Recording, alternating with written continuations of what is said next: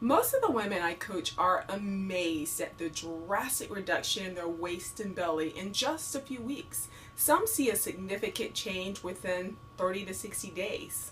Both Teresa and Yamika were active in eating as healthy as they knew how, but just not seeing the results they would like in the middle until we made some adjustments in what they were eating and drinking.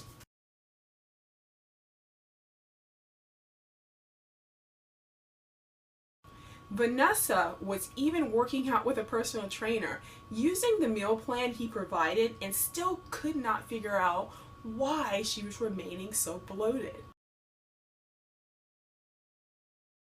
I will get to their stories later in the course. So, what are some of the most common foods, drinks, and ingredients that may produce bloat in inches around the waist?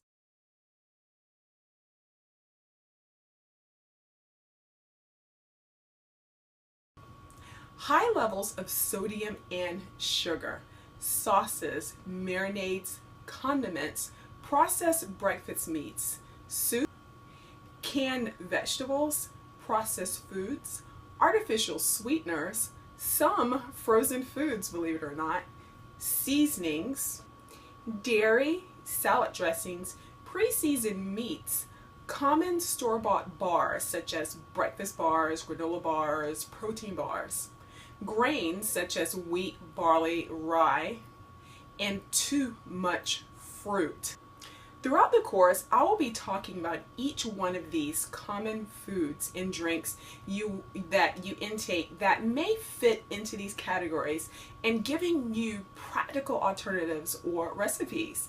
You are not required to remove or replace all of these common bloating foods. Your goal is to learn your body and how it responds to these foods. You may find that some cause bloat while others don't, and that simply reducing some of these foods is all you need. So journaling how you feel and how your body responds after you eat these foods is a great way to learn your body.